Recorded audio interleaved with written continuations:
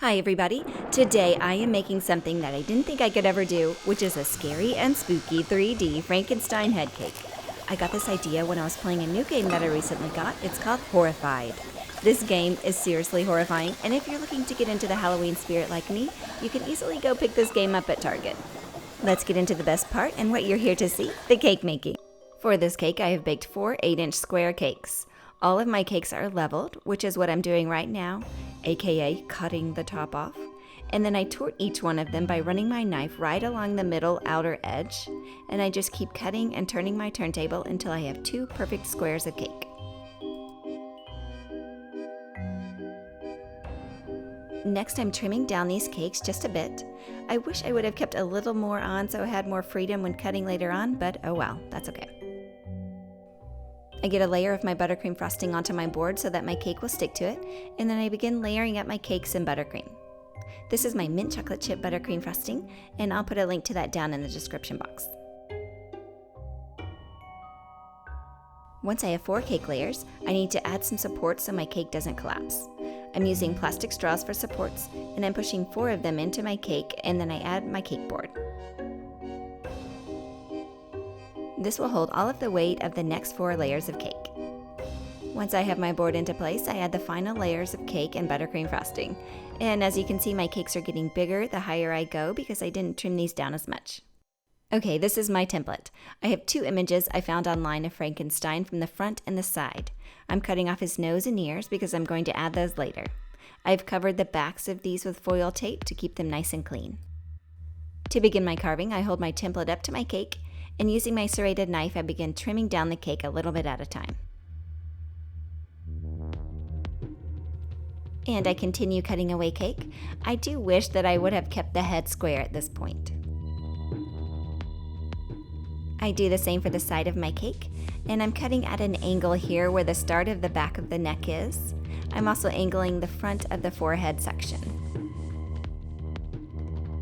Now that I have a basic shape of the head, I'm covering it entirely in chocolate ganache.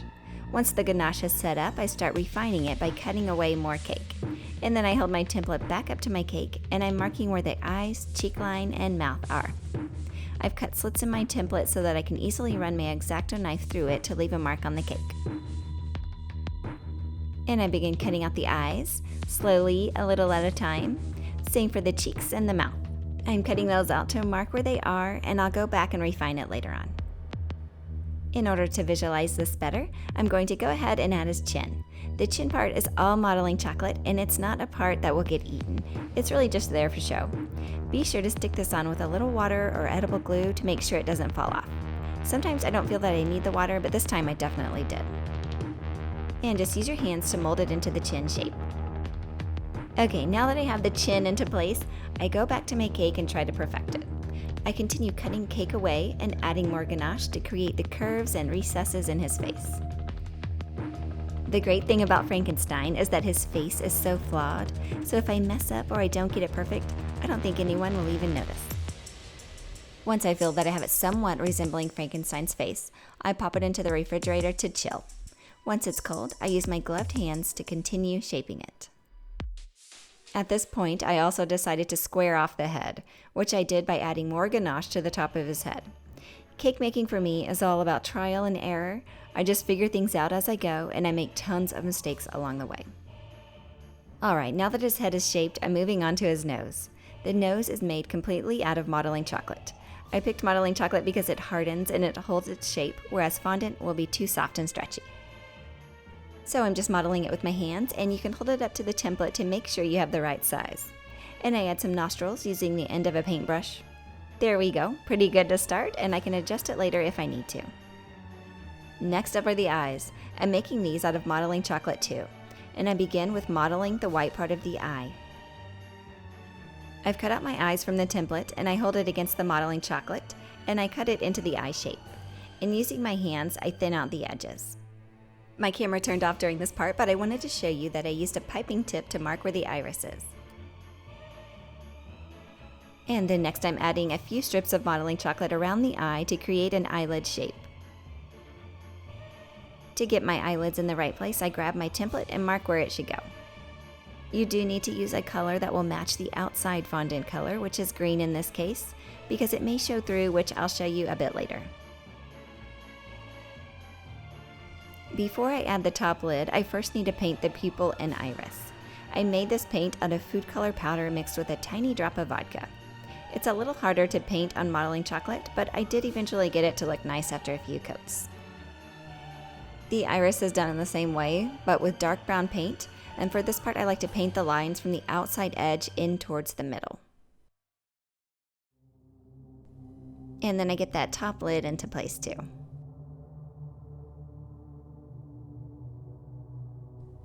Okay, this is where he starts looking creepy, but it's okay because I am going for creepy this time. To attach his nose, I'm inserting it into a lollipop stick, and then I push that into the cake. And I push the creepy eyes into the eye sockets.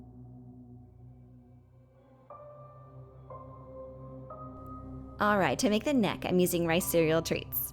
To get them to stick to my structure, I first brush it with melted marshmallows, and then using gloved hands, I press the treats into a neck shape.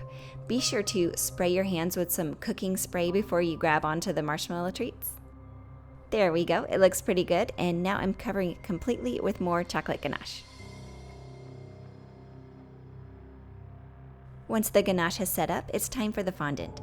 To get my fondant to stick to the cake, I'm wiping it with a light coating of shortening. You could also use edible glue or sugar syrup or whatever you prefer. I rolled out a 50-50 mix of modeling chocolate and fondant, which I've colored green. I drape it over my rolling pin and I move it over onto my cake. You do want the fondant mixture to be pretty thin so the details show through the fondant. Quickly, I use my hands to smooth out the face.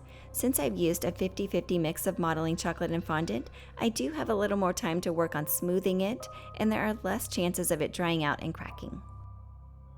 I'm getting rid of some of this excess so I don't have to worry about it pulling down and tearing. This is also where the hair goes, so I'm not too worried about how this looks on the top. My main priority is the face, so I continue running my hands along each detail to bring out those details. It's time for the eye reveal. I hold my eye template back up to the cake and I use it as a guide to cut away the small slit where the eye will show through. There we go, and then I trim down just a bit more.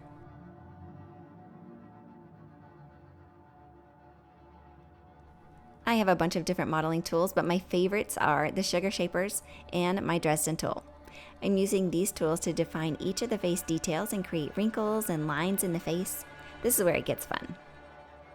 I worked on this for a while actually. He's looking pretty scary now. You can't really mess up on this because he's such a flawed character. Once I was happy with the face, I covered the rest of the head and neck with my fondant and modeling chocolate mix. I didn't get any footage of how to blend these seams together, but if you rub the seams with gloved fingers, it does blend nicely. Before I begin any of the shading on the face, I'm dusting it lightly with cornstarch. What this will do is dry out any spots that may have oil on it or may have been sweating. If your cake is sweating, which happens when you move the cake from the refrigerator to room temp, you do not want to dust it at that time. It needs to be completely dry. Okay, I'm starting by adding some gray dust around the eyes. I like to start out with a lighter shade of dust. Just be sure to get into all those wrinkles and lines that we made earlier. This will really bring those out even more.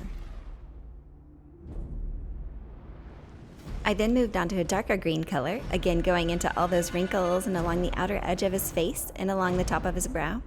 And then I used a darker black to bring out the inner eyes and lips. Okay, just a few more details to go. The neck bolts were made out of fondant, and I'm attaching those to the neck with lollipop sticks. I think they will fall off without some extra support. If you do make this for someone, just be sure to tell them where the lollipop sticks are. I also made a clamp for his forehead. I think that's what it's called, I'm not really sure, but that is also made out of fondant. Once I had those into place, I painted them with silver edible paint by Sweet Sticks.